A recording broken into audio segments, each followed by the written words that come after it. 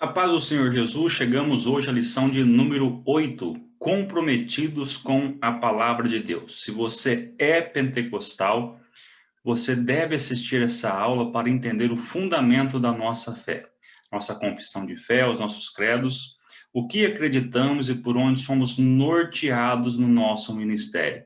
Será que somos influenciados por alguma mente humana na Assembleia de Deus, como pentecostais?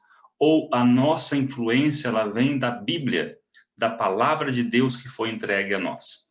A aula de hoje é maravilhosa e vai nos nortear naquilo que cremos, naquilo que acreditamos e aonde está o nosso andar e o nosso projeto de ser cristão segundo a palavra de Deus. Se você está aqui pela primeira vez, eu sou Edivan Campos e este é o nosso canal qual nós compartilhamos e tecemos um comentário da Escola Bíblica Dominical. Sou superintendente aqui na igreja sede da Assembleia de Deus de Marília, congrego com o nosso pastor-presidente, pastor Elande Mariano, e com alegria tecemos aqui esse comentário da palavra de Deus.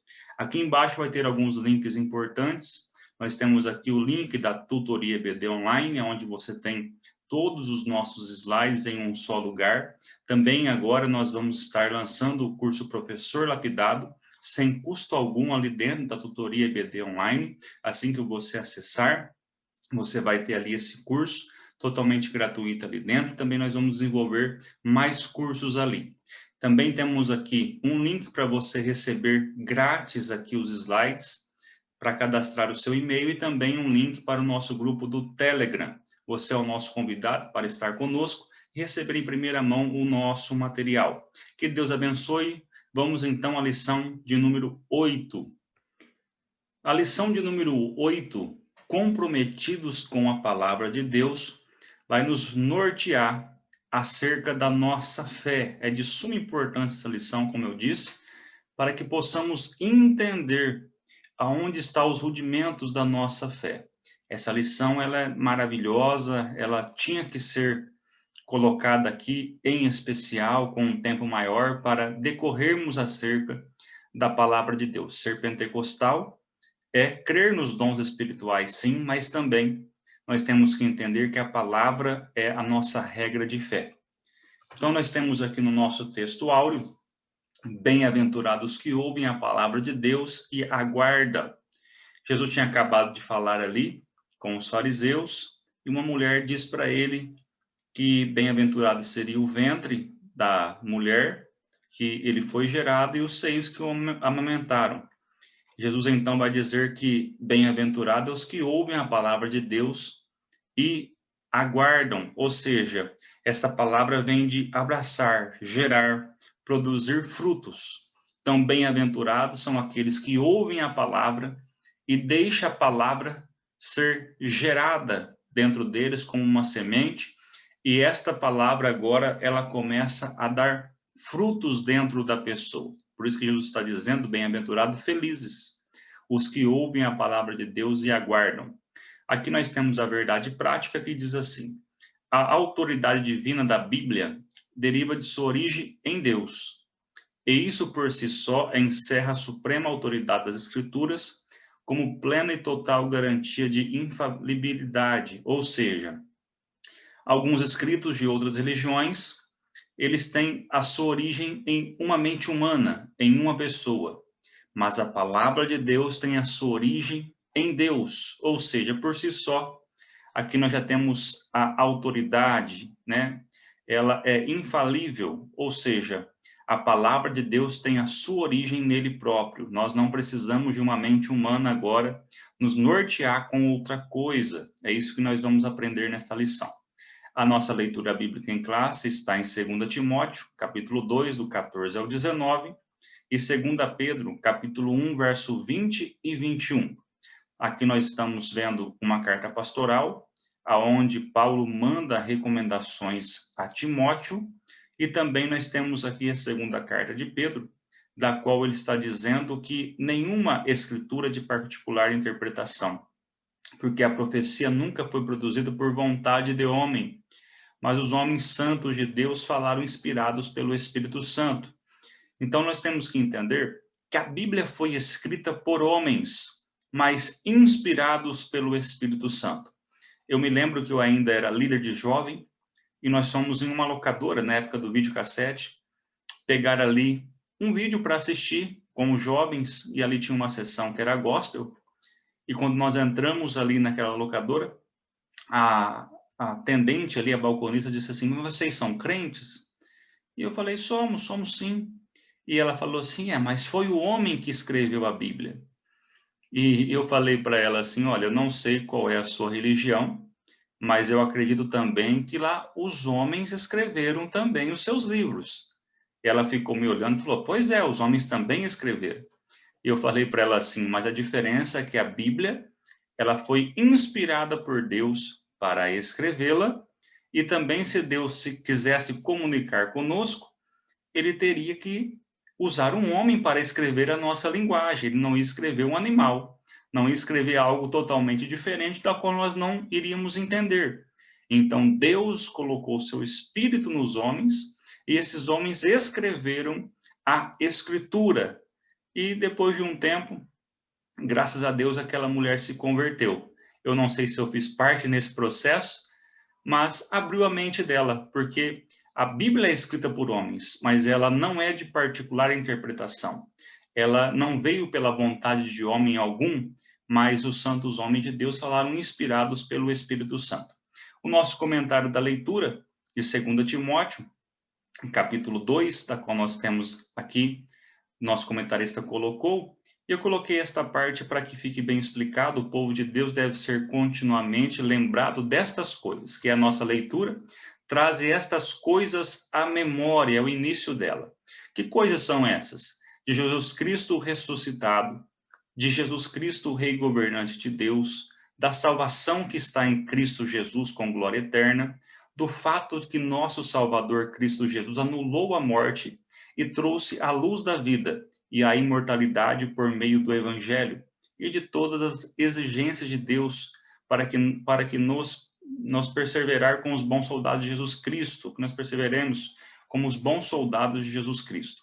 Então, nós temos que entender estas coisas da qual Paulo está mandando para Timóteo, para que defenda isso, faça uma apologia, porque depois, no decorrer da leitura, nós vamos entender que Timóteo estava no meio de falsos mestres.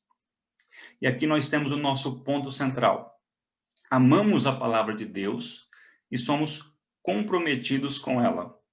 A nossa introdução vai dizer assim: nós somos apegados à palavra e buscamos a orientação do Espírito Santo para nos ajudar na interpretação das Escrituras. Na lição de hoje, vamos estudar acerca dos pentecostais clássicos e o estudo da Bíblia.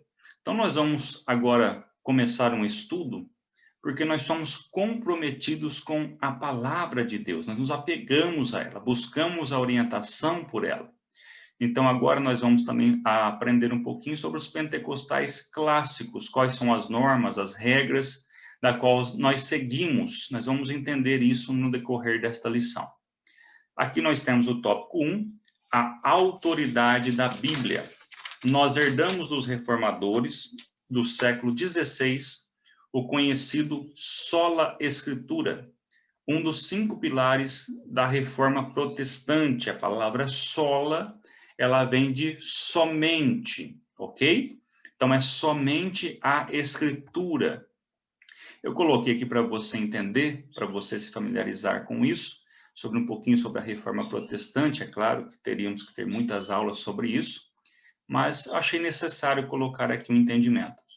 Em 31 de outubro de 1517, quando Martinho Lutero pregou suas 95 teses na porta da igreja do Castelo de Wittenberg, na Alemanha, no centro desse movimento, Lutero redescobre a mensagem do Evangelho. Os homens não ganham a salvação fazendo boas obras, mas Deus oferece livremente a salvação a todos os que creem em seu Filho Jesus Cristo. Nós estamos tendo aqui Lutero agora com algumas teses, 95 teses que ele faz, e ele redescobre a mensagem do Evangelho. Por isso é uma reforma, né? Apareceu algo novo naquele lugar. Um pensamento do qual trouxe agora um entendimento que estava faltando naquela época da Escritura. Aqui nós colocamos Martinho Lutero, na tese 54, discordava que a tradição da igreja pudesse estar acima ou até mesmo equiparada com a autoridade das escrituras. Então, ele reclamava que a palavra de Deus recebia menor tempo que a divulgação das indulgências no mesmo sermão. Então, eles tinham que pagar a indulgência ali. Às vezes, quando alguém morria, eles pagavam para a pessoa ir para o céu e diziam que estava no purgatório. E a palavra de Deus não era proclamada. Ora, em alguns lugares nós temos de tudo, menos a palavra de Deus. E o importante é que nós entendamos isso, que a palavra de Deus, ela não pode ser aqui colocada em comparação com a tradição da igreja. Era o que acontecia naquela época. Para Lutero, a Bíblia Sagrada era determinante para a formulação de toda e qualquer doutrina cristã. Desenvolveu o princípio teológico sola escritura, ou sola escritura, somente a escritura. O ponto base desse princípio ou dessa chave era que somente a Bíblia determinava a formulação da doutrina cristã. Não poderia sair de outro lugar a doutrina cristã. Então, nós temos aqui que a reforma protestante baseia em 5 pilares, chamados solas, ou somente, definidos como sola Escritura, sola Fide, sola Gratia, sola Cristo, sola Deo Gloria. Ou seja, somente a Escritura, somente a fé, somente a graça, somente Cristo e glória somente a Deus. Aí nós colocamos aqui para você entender que cada um dos 5 solas representava a chave de cada doutrina central dos reformadores. Nós vamos ter aqui Lutero, Zwinglio, nós vamos ter Calvino, vários reformadores que esteve ali. Então nós vamos começar a entender e ter uma visão do que nós somos regrados. Aqui nós temos uma fala de Cristo: examinai as Escrituras, porque vós cuidais de ter nelas a vida eterna, e são elas que de mim testificam. Toda a Escritura é divinamente inspirada e proveitosa para ensinar, para redarguir, para corrigir, para instruir em justiça. Então, a palavra de Deus, a Escritura, ela tem tudo o que nós precisamos. Nós não precisamos buscar em alguma outra coisa. Só a Escritura, somente a Escritura é regra inerrante da vida da igreja. Apesar dessa afirmação, a palavra é muitas vezes negligenciada. Muitos cultos são tomados por emocionalismo e o conteúdo doutrinário da mensagem sequer é supervisionado. A ausência do ensino das Escrituras, o que traz? Heresias que invadiram as igrejas. Portanto, é preciso restaurar a autoridade, o espaço e a primazia das Escrituras nos nossos cultos. Se você congrega em uma igreja e ali não tem palavra, fica um pouco difícil. Nós somos norteados pela palavra de Deus. Então, a Escritura tem que ter um espaço. Se você está aqui assistindo essa aula, é porque você ama a palavra, você gosta de escola dominical, e nós temos 1 hora de ensino todo domingo de manhã, 40 minutos, 1 hora.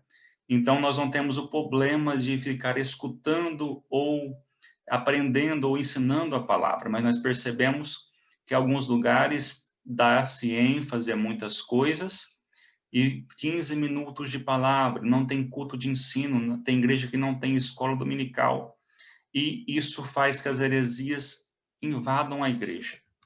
Aqui eu coloquei uma frase do pastor Douglas Batista: a igreja desmorona quando se perde a autoridade da Bíblia, e ele vai colocar alguns pontos. Quando as escrituras são negligenciadas, então Cristo é deixado de lado.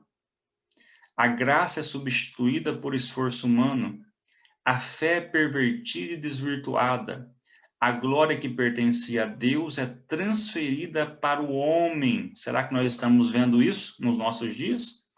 Precisamos de um urgente retorno aos princípios da reforma. Somente a Escritura, somente Cristo, somente a graça, somente a fé e somente a Deus seja a glória. Eu poderia discorrer muitas coisas aqui, mas ficou bem claro aqui que nós temos algumas trocas desses princípios que nós temos. E aqui nós colocamos algumas imagens, segundo o nosso comentarista, ele vai dizer quais são as fontes de inspirações de algumas religiões. Os católicos romanos têm a Bíblia e a tradição como fonte espiritual. Então, nós temos a tradição na Igreja Católica que ela é comparada ou, na maioria das suas vezes, maior do que a autoridade da Bíblia. Você lembra daquela fala que nós tínhamos no nosso meio? Mas nem se o Papa vir falar comigo. Por que a gente sempre falou isso? Porque, na realidade, nós escutamos isso porque o Papa era autoridade. A palavra do Papa estava acima da Bíblia. Então, os católicos, eles têm a tradição mais forte do que a Bíblia. Então, aqui sai uma fonte de inspiração para eles. Depois nós temos aqui as Testemunhas de Jeová, que tem a tradução do Novo Mundo e a revista Sentinela como fonte espiritual. O fundador é Charles Russell. Nós temos aqui os Russelitas. Ele vai traduzir, se eu não me engano, do inglês para o inglês. Em 1946, se eu não me engano, é o jeito que fala é Kinor, que vai trazer a tradução do Novo Mundo. Essa tradução tem revisões 2 ou 3 vezes. E agora, em 2013 ou 2017, fizeram uma nova revisão. Lembrando que eles não acreditam no Espírito Santo, para eles é uma força ativa. Eles aqui colocaram algumas mudanças nessa tradução do Novo Mundo, e também que Jesus é Deus. Jesus foi criado para eles e não é considerado Deus. Então, nós temos alguns pontos da onde eles tiram as suas informações, e não como regra de fé a palavra de Deus. Também temos aqui os Mormons, que eles falam que eles têm um outro evangelho, foi escrito por Joseph Smith, através de um processo conhecido como a escrita automática. Então, eles também têm a Bíblia, mas também têm o livro de Mormon como autoridade. Por que nós estamos colocando isso aqui? Porque nós temos a Bíblia e nós também temos as 5 solas. Só que as 5 solas, ela é extraída da Bíblia, não de uma mente humana. Se amanhã ou depois qualquer um dos nossos pastores criar uma nova doutrina que não é a Bíblia, nós vamos descartar. Então, nós vamos perceber, por exemplo, que nós temos os muçulmanos que têm o Alcorão, né? Nós vamos ver ali os escritos do Alcorão. Nós temos também os adventistas que têm Ellen White, eles dizem que não tem, mas seguem alguma coisa mais forte dela. Então, nós vamos observar que, se aparecer um pastor no nosso meio pentecostal, dizendo que teve uma nova informação ou inspiração que não sai da Bíblia, nós vamos ter que tomar cuidado, assim como essas religiões apresentam e têm, tá bom? Então, o subtópico 2 vai dizer assim: quais são os nossos fundamentos? Os pentecostais ainda são vistos por alguns não pentecostais e cessacionistas.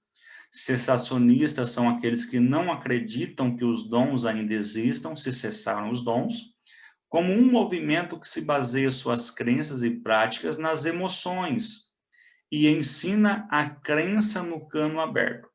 Para esses movimentos não pentecostais, cessacionistas, o nosso culto é baseado somente na língua estranha, somente na profecia, e ensina a crença no cânon aberto. O que é cânon, para você entender? É uma lista de livros contidos nas Escrituras, os livros reconhecidos como os dignos de serem incluídos. entre os escritos sagrados de uma comunidade de adoradores. Então, o cânon, essa palavra vem de vara de medir, e foi feito ali, para entrar no cânon, uma medição, uma avaliação, para que os livros da Bíblia estivessem compilados e estão na nossa mão hoje. O que é cânon aberto? Ali no cânon aberto, está dizendo que a Bíblia precisa ainda de ser colocada alguma coisa ali dentro. E nós não pensamos em cânon aberto. Para nós, o livro da Bíblia já foi encerrado, os livros da Bíblia já foi encerrado. Não há mais revelação, tá? Então, são interpretações equivocadas a nosso respeito. Nós cremos que a revelação canônica se encerrou com os apóstolos no Novo Testamento. Então, a gente acredita que não há mais agora alguém que vai trazer um compêndio, um livro, ou acrescentar alguma coisa à Bíblia. Aqui o nosso escritor colocou uma fala de Paulo em Coríntios 15:8, que diz assim: por derradeiro de todos me apareceu também a mim, está falando de Cristo, como a um abortivo, ou seja, algo que não estava ali, mas pela graça de Deus, Deus apareceu a Paulo e deu a ele agora palavras para colocar, para trazer a nós um entendimento melhor. Nós temos que entender que Paulo desenvolveu vários assuntos. Nós falamos hoje sobre cristologia, pneumatologia, soteriologia, a martiologia, estudo do pecado, da salvação, dos anjos. Nós extraímos dos estudos de Paulo. E para nós já acreditamos que o cânon está fechado. Nós não acreditamos mais que esse cânon está aberto. Nós poderemos aqui acrescentar alguma coisa agora na palavra de Deus. Nós temos 66 livros da Bíblia inspirados por Deus e nós não acreditamos que ele está aberto para mais algum compêndio. Nós acreditamos sim que está fechado e é suficiente para nós. A declaração de fé. Isso aqui é muito importante, é um dos nossos temas desta lição, e eu coloquei aqui para ficar bem claro para nós. Aqui nós temos a Assembleia de Deus no Brasil em 2017. Notem, tá? Que a declaração de fé, ela vem sendo construída e foi firmada e foi agora uma atualização de vários ensinos em 2017. O artigo de fé número 1, ela vem da palavra de Deus. Cremos na inspiração divina e verbal e plenária da Bíblia Sagrada, única regra infalível de fé e prática para a vida e o caráter cristão. Única regra infalível de fé e prática. Então, a nossa fé está na palavra de Deus e a prática, ela vem da Bíblia. Tudo aquilo que alguém cria ser praticado, que não está na palavra de Deus, não é infalível, não como se diz, uma inspiração de Deus. A declaração indica que a nossa conduta ética e moral deve ser orientada pela autoridade revelada nas Escrituras Sagradas. Isto é, não se pode fazer concessão alguma e nem mesmo ajustes que sejam contrários ou afronte à palavra de Deus. Nota-se na leitura do Credo Assembleiano alguns termos preponderantes para a construção das Escrituras como fundamento da fé pentecostal. São eles: inspiração, inerrância, infalibilidade e exclusividade em termos de fé. Isso significa que a autoridade da Bíblia Sagrada é revelação divina. Autossuficiente, não deve ser relativizada e nem precisa de atualização. Infelizmente, teólogos liberais negam a suficiência bíblica. Aqui um comentário do pastor Douglas Batista. E nós estamos vendo por aí nesses dias que estão aí dizendo, né, os teólogos liberais, que precisa de entender a Bíblia nos dias de hoje, com o comportamento de hoje. Não, a Bíblia é a Bíblia, a Bíblia não precisa de ser atualizada, a palavra de Deus é suficiente para nós. Nós que temos que se moldar como a Bíblia é, não pegar a Bíblia e moldar como nós queremos. Guarde isso, nós não precisamos de pegar a Bíblia e moldá-la para nós, não vai dar certo. Nós somos moldados, a nossa regra de fé e o nosso caráter vem da palavra de Deus. Então, nós temos que entender que ela é autossuficiente. e não deve ser relativizada e nem precisa de atualização. Aqui no tópico de número 1, ainda no subtópico 3, vai dizer que nós não somos deístas. Deísmo é a doutrina que afirma a existência de Deus, mas que ele está muito longe de nós e não se envolve com os assuntos humanos. Se você é aluno de tutoria, EBD Online, dentro da tutoria nós temos todos aqui o livro de Jó, as aulas de Jó. Nós tratamos muito sobre isso, que era a acusação dos amigos de Jó, dizendo que Deus tinha aí a forma deísta de trabalhar. Ele fez o mundo e deixou o mundo abandonado. Ele criou todas as coisas e foi embora. Então Deus não se envolve com os assuntos humanos, é um Deus de longe. E aqui o nosso comentarista deixou um comentário que diz assim: para o deísmo, Deus é como um relojoeiro que dá corda a um relógio e se esquece dele. Ou seja, Deus criou o mundo, sim. Eles creem que Deus criou o mundo. Mas depois virou as costas e foi embora, deu corda no relógio e foi embora e deixou acontecer as coisas como elas devem acontecer. Mas nós somos teístas. Isto é, cremos que Deus não está longe de sua criatura, de nós. Deus está perto, Deus está conosco. Aqui Atos 17, 27, para que buscassem ao Senhor, se porventura tateando o pudessem achar. Ainda que não está longe de cada um de nós, aqui é Paulo dizendo. E depois nós temos Hebreus 11, 6. Ora, sem fé é impossível agradar-lhe, porque é necessário que aqueles que se aproximam de Deus creia que ele existe e que é galardoador dos que o buscam. Hebreus 11, 6. Ele está interessado no ser humano. Deus é tão interessado no ser humano que ele entregou o seu filho para descer aqui como servo, e Jesus esteve conosco, morreu e ressuscitou. Então nós temos que entender que o nosso Deus é um Deus de relacionamento. Nós só estamos aqui pelo relacionamento de Deus conosco, a revelação da salvação para nós, a mudança que ele nos traz no dia a dia. O fechamento do cânon sagrado não significa que Deus abandonou as suas criaturas e o seu povo. Atos 2,14, nós cremos que Deus continua a se comunicar com o seu povo por meio dos dons espirituais. Atos 2, 14 e 21. Aqui embaixo, aqui no slide, nessa última frase, diz assim, quero que você preste atenção nisso. Entretanto, essa revelação não se reveste de autoridade canônica para a igreja. Ou seja, os dons espirituais não se revestem de autoridade canônica para a igreja. Nós cremos que Deus se comunica por meio dos dons espirituais? Sim, nós já fizemos essas aulas, a aula 4. Agora, nós não podemos colocar os dons espirituais acima da autoridade canônica para a igreja. Por que que nós não podemos? Nós já aprendemos que a profecia, ela é para o lugar. É um dom que é útil para onde for manifestado, para a edificação.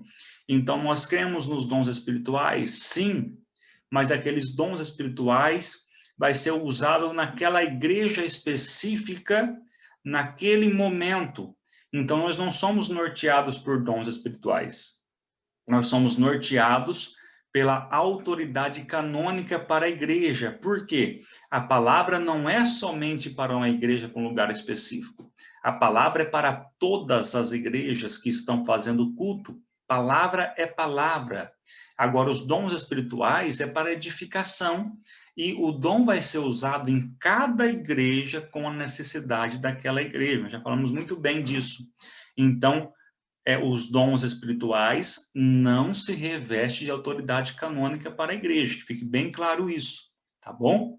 Então, nós temos aqui como Deus se comunica conosco?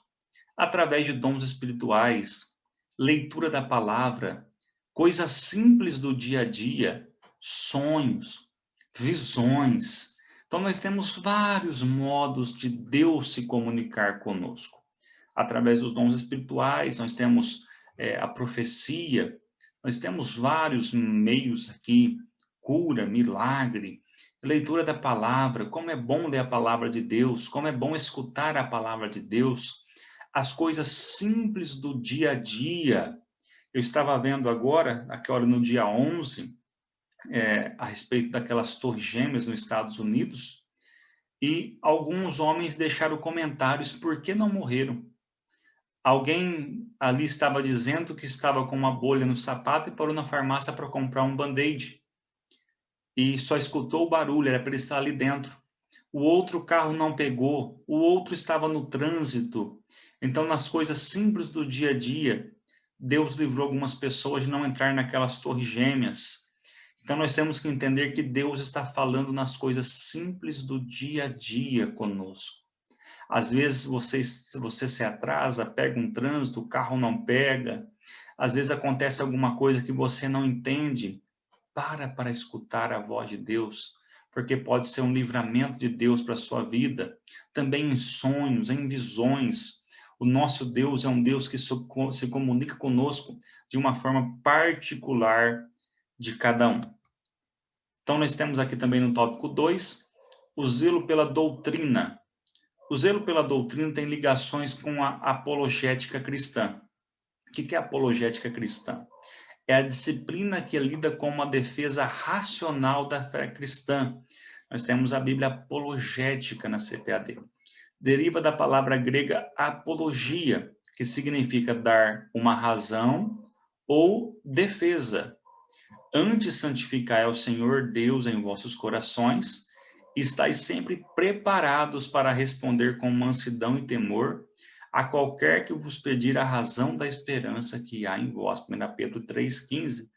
Os credos e as confissões de fé são documentos produzidos pela igreja com esse propósito. Então, por que foi feito os credos? Por que foi feita a confissão de fé? Bem parecida, daqui a pouco vou falar a diferença. Por que foi criado isso? Por que a Assembleia de Deus, então, ela tem agora, né, a sua confissão de fé? Por que nós temos esse livro, esse documentário, essas coisas pequenas e detalhadas? Por que nós temos isso no nosso meio? Como já falamos, o tópico 1 aqui, o artigo 1 já vai dizer que a Bíblia é a nossa única regra de fé. Porque nós temos aqui que fazer uma defesa da nossa fé. Ser pentecostal, que fique bem claro que não é só falar língua estranha como alguns pensam. Ser pentecostal é sim falar língua estranha, mas ser norteado pela palavra e não pelas línguas estranhas. Eu sei que eu posso estar deixando alguém chateado, mas nós temos que entender que a palavra, ela é soberana, a palavra, ela é fiel, ela não muda. E as línguas estranhas são temporárias. Nós não podemos ser norteados somente pela emoção, somente por algum momento que foi ali um estrondo. Não. Nós somos norteados pela palavra. E nós temos que entender que existe sim as línguas estranhas sem emoção. São línguas verdadeiras, dadas pelo Espírito Santo, profecia, há variedade de línguas, sim. Isso nós acreditamos. Mas a nossa regra de fé, a nossa defesa, ela vem da palavra de Deus. Então, a apologia é defender a nossa fé de uma forma racional. E aqui nós temos o zelo pela doutrina no capítulo 2, no subtópico 1, que diz assim: ensino ou instrução. A palavra doutrina vem do latim doctrina, que literalmente significa ensino ou instrução. E perseverava na doutrina dos apóstolos, e na comunhão, e no partir do pão, e nas orações. Atos 2:42. Então, aqui nós temos a doutrina dos apóstolos, que os discípulos aderiram ou participaram dos seus ensinos ou instrução.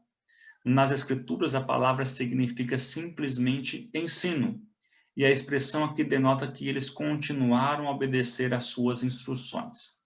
Vamos pensar um pouquinho aqui, como nós somos pentecostais, nós temos o nosso culto de ensino, como nós falamos, ou doutrina, né? Antigamente falava-se culto de doutrina, hoje fala culto de ensino, né, ou instrução.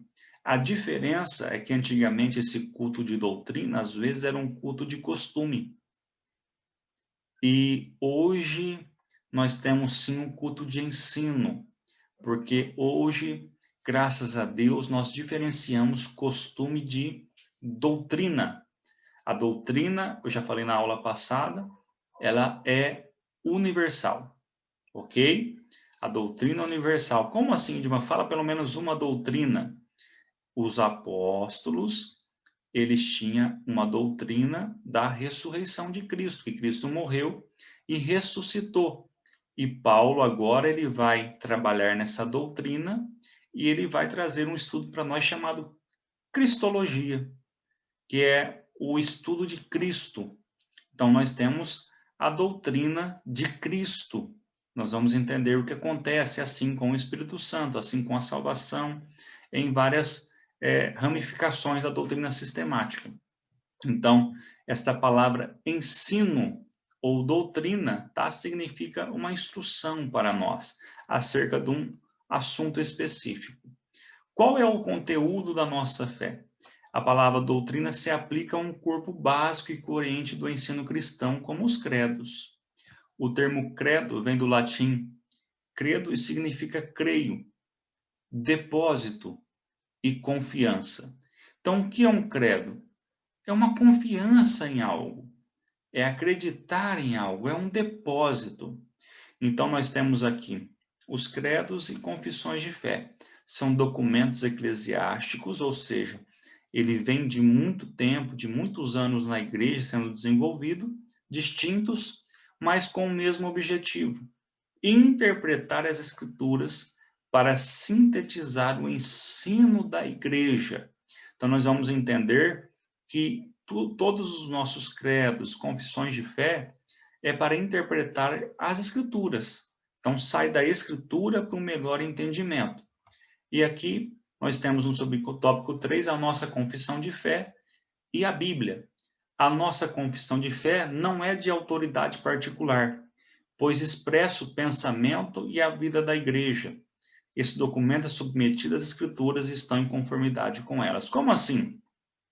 Se amanhã ou depois o nosso presidente, pastor José Wellington, ele sair com um assunto que não vem da Bíblia e declarar como uma doutrina, a gente não vai aceitar.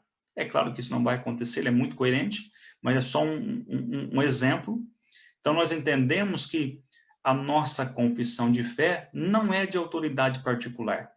Não vem de algum pastor que está no nosso meio, não vem dos nossos escritores da CPAD, não vem dos nossos pastores em todos os lugares do mundo, não.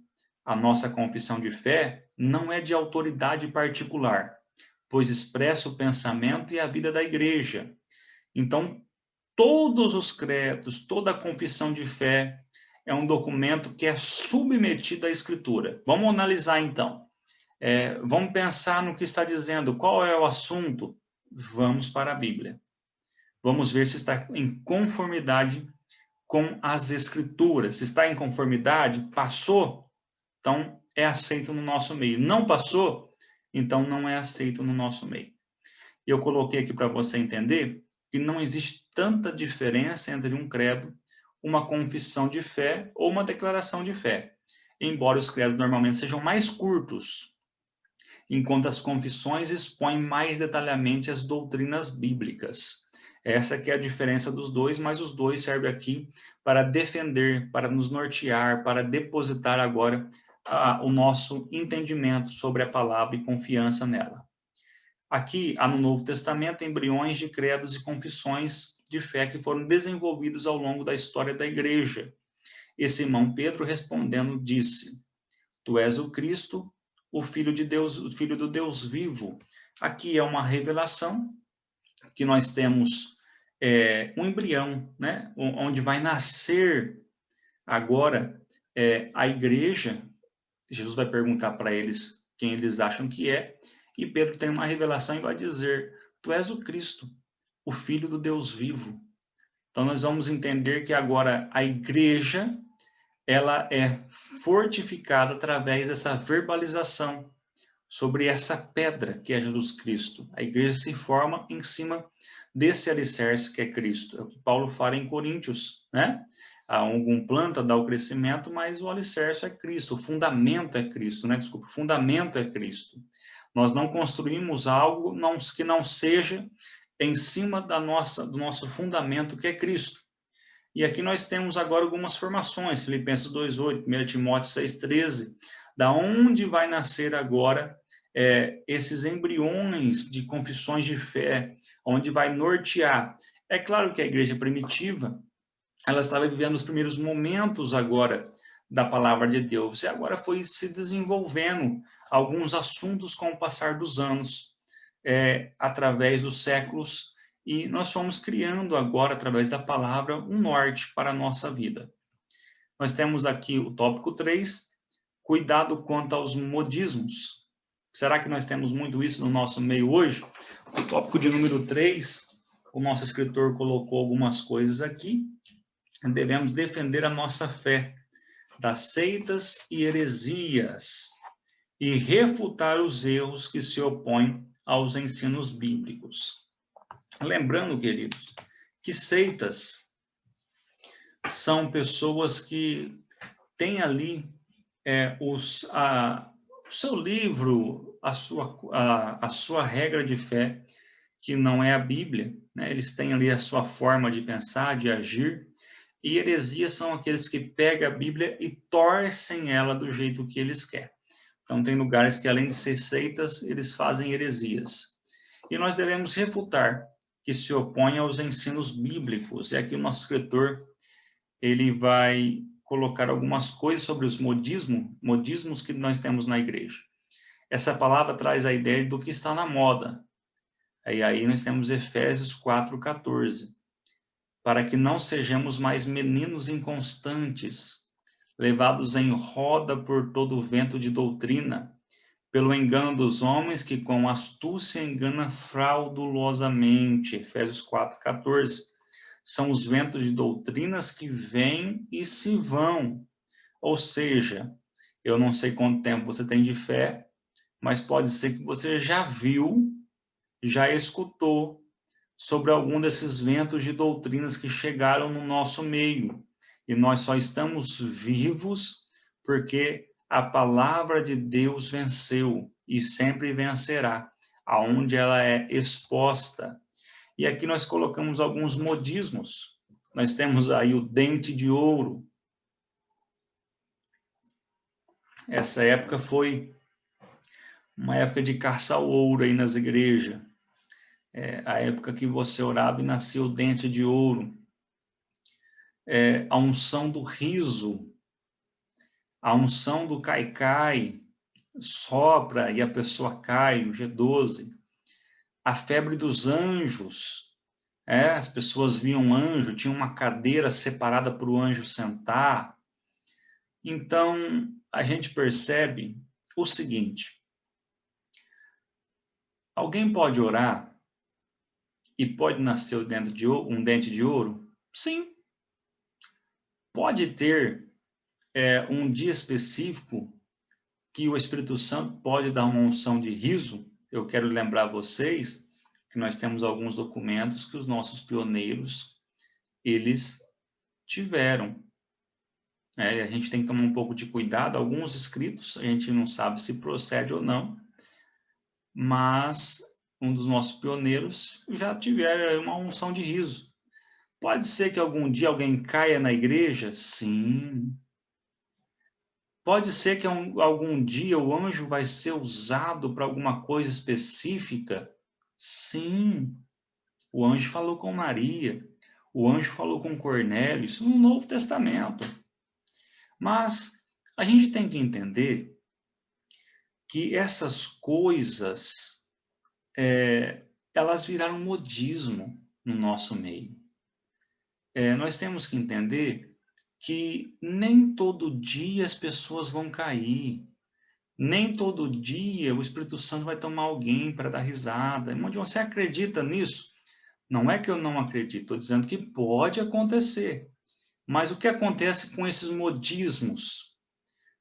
Foi a febre aí desse dente de ouro no nosso meio. E o que edifica a igreja? A unção do riso. O que edifica a igreja? Uma pessoa cair. O que edifica a igreja? Uma cadeira separada para o anjo. O que edifica a igreja? O nosso único mediador não é anjo, é Jesus Cristo. Então nós temos que abrir a nossa mente e entender que Deus age da forma que Ele quer, mas não pode virar modismo. Eu me lembro que nós tínhamos um pastor ali em Campinas, e o pastor Gilmar Santos foi pregar ali numa noite. Esse pastor, ele, muito sério, e ele falou, esse negócio de cair aí não é verdade. E o pastor Gilmar Santos estava pregando, e ali ele estava cheio do Espírito Santo, levantou a mão ali em Campinas, e esse irmão, ele caiu. Foi um poder de Deus ali, uma manifestação do poder de Deus. Esse pastor caiu ali, se levantou depois, falando língua estranha, renovado, e ele falou, olha, ninguém me empurrou, eu senti algo sobrenatural, e eu caí. Não segurei ali as minhas pernas, e eu caí. Mas falando língua estranha, fui renovado, foi muito bom a minha experiência ali, nada desabou, só que aconteceu uma vez só isso com ele. Agora, não é esse motivo que ele vai fazer agora isso todos os cultos. Isso não pode virar um modismo no nosso meio. Nós cremos no Espírito Santo, nós cremos no agir de Deus, sim. Aí vai ter aquele negócio de empurrar as pessoas para trás, apertar a testa da pessoa na fonte. Aí tem uma pessoa atrás, você dá uma empurradinha, já vira aquele efeito dominó. Não vai querer sair derrubando gente todos os dias. Então, esses modismos no nosso meio, eles acontecem. Eles, às vezes, dão mais ênfase no culto do que a palavra. E vou falar uma coisa que pode parecer pesado, mas é por isso que, às vezes, nós somos tomados aí com alguns pensamentos errados. Porque, além da Assembleia de Deus hoje, nós temos vários movimentos pentecostais. E se você é pentecostal, você tem que entender que todas essas coisas que está aqui no slide não é regra de fé para nós. Dente de ouro, unção do riso, cai-cai, febre dos anjos, não é. Eu já falei que nem as línguas estranhas é regra de fé para nós. Regra de fé para nós é a palavra de Deus e basta. Então, se o nosso culto não tiver tudo isso daqui, se não tiver língua estranha, mas tiver a palavra, é o que basta. Porque só vai se manifestar uma língua estranha, um dom espiritual, para a edificação da igreja. Se Deus achar que não é necessário, não vai se manifestar. E às vezes nós queremos manifestações de dons e não damos importância à palavra. É isso que tem que deixar bem claro. A nossa fé, ela é baseada, tá? Pela palavra de Deus. E aqui nós temos no subtópico 3, procura apresentar-se a Deus aprovado. No subtópico 2, essa qualificação vem do Espírito de Deus, esse ser aprovado. É estar disponível para Deus, ser testado, ser aprovado por Deus e reconhecido pela igreja. Desde o início do cristianismo, tivemos uma avalanche de heresias, aberrações doutrinárias, falsos mestres, maus obreiros, que somente podem ser combatidos com a palavra de Deus. Quero deixar bem claro aqui que desde o início da igreja, nós tivemos algumas mentes brilhantes, mas levadas para o mal. Então, as pessoas, elas tinham uma sabedoria, tinham conhecimento e criaram uma aberração doutrinária. Apareceu falsos mestres, maus obreiros, e essas pessoas somente foram vencidas e combatidas com a palavra de Deus. Então, o obreiro, né, ele tem que ser aprovado. E essa qualificação não vem do homem, vem de Deus. Então, todo aquele que se preza, ele tem sim que se afundar, mergulhar na palavra de Deus. Eu estava perguntando na classe, aqui teológica, quantos já leram a Bíblia. E alguns disseram que tem 20 anos de crente, 10 anos de crente, 5 anos de crente, e nunca leram a Bíblia. Então, não é que eu estou pegando pesado, mas olha o tempo que você tem de crente e analise se você já leu toda a Bíblia. Se você vai à escola dominical, ao culto de ensino, então nós temos que ser aprovado por Deus em estar disponível para aprender. Estar disponível para compreender a palavra, para defender. E às vezes nós vamos ser testados com a nossa fé. E aí nós vamos ser aprovados por Deus e reconhecido pela igreja, sim, como obreiro aprovado. Então, todo sucesso espiritual que nós temos como regra de fé vem da Bíblia, da palavra de Deus. E aqui, como obreiro que não tem de se envergonhar.